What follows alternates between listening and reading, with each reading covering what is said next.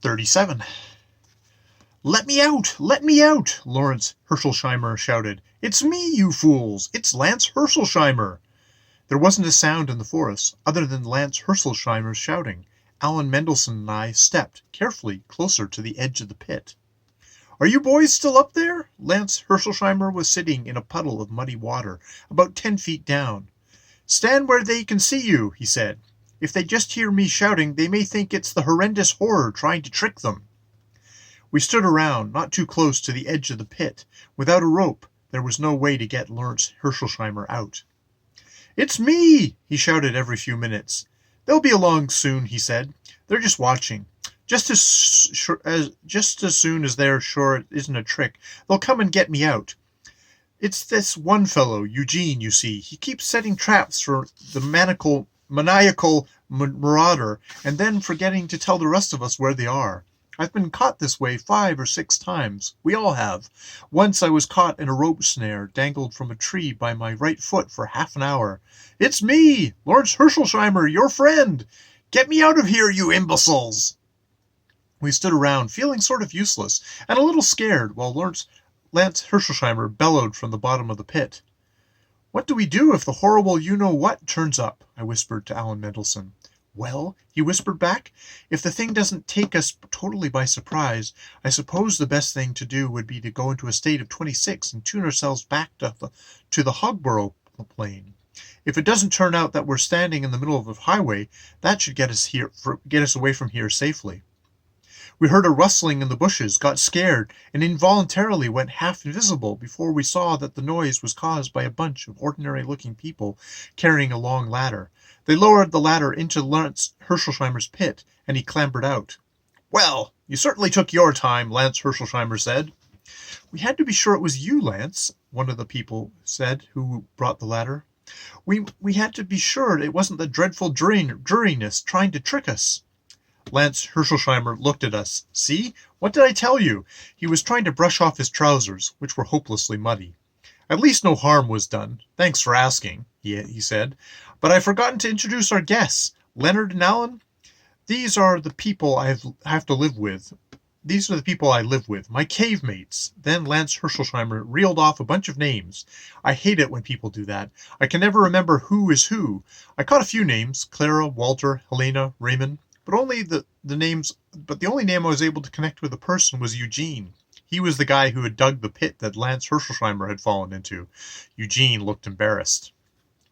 After Lance Herschelsheimer had introduced us to everybody, and, except for Eugene, I didn't have any idea who was who, the group of people led us off to their cave, which wasn't far away. As we walked, Lance Herschelsheimer's cave mates all fussed about the fact that, at the time of his falling into the pit and making a commotion, he was already 7 minutes late for lunch, and everyone was getting very upset. They went on and on about how Lance Herschelsheimer was late for lunch, and how they didn't know what to do, and how there were now 2 extra people to feed, and luckily there was enough food. But what if there hadn't been? And on and on and on. Each person repeated the whole thing about how Lance Herschelsheimer had been 7 minutes late, how this upset everyone, and then they'd repeat it again. It was the dumbest thing I'd ever heard. Nobody paid any attention to Aln Mndlshn and me. We just walked along with this gang of complaining people because there wasn't any place to go, short of giving up on the whole adventure and going back to the Hogborough plane. The cave itself was sort of neat. You had to crawl through a narrow, low, tunnel-like door. Then you were in a very big room carved out of solid rock. Opening off the big central room were little rooms or sets of rooms, the apartments where people who shared the cave lived. The central room had a big table, all set for lunch. There must have been places for 20 or 30 people. Everybody went straight to the table, carrying on all the time about lunch having never before been this late, and how they hoped nothing was spoiled. Nothing was, it turned out, but you couldn't have told it from my experience. It was, without doubt, the worst tasting food I've ever eaten. They served something that looked like dead alley cat and tasted worse. It turned out to be made of roots and bark. Now, with my grandmother being who she is, I'd had lots of experience with weird tasting food. So when I say that this dead alley cat made of roots and bark tasted terrible, I mean terrible. There were a few other things, but I didn't even try them. Aln Mndlshn tasted a couple of the other dishes and said that the dead alley cat was the best part of the meal. Lance Herschelsheimer and his friends ate just as though everything was all right. At the end of the meal, Lance Herschelsheimer told us that because they had guessed, the cave people were going to serve a special treat, a drink called Fleejix. Aln Mndlshn and I were interested in that because we'd heard of Fleejix before, once when Samuel Clogarsh was telling us about the Martian High Commissioner, Rolls-Up, and once when Clarence Ojimbo mentioned it to us. Isn't Fleejix sort of like hot chocolate? I asked Lance Herschelsheimer. Only much, much better, he said. But where did you ever hear about Fleejix? We told him about Clarence Ojimbo and the Martian High Commissioner.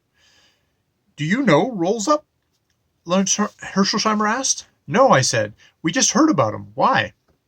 Because he's coming here, Lawrence Herschelsheimer said, in response to our urgent plea for help in dealing with them and the unapparent antagonist. Really? Aln Mndlshn asked. Could we meet him? He was really excited. I never knew he was so interested in meeting celebrities. I had a question of my own, which just couldn't wait any longer. Who, I asked Lawrence Herschelsheimer, are they, and what is this unseen thing you're all so scared of? Yes, Lawrence Herschelsheimer said. I did promise to tell you about the situation with them and it. Now is a good time to tell the whole story without interruptions. While the Fleejix is being prepared, I'll tell you everything.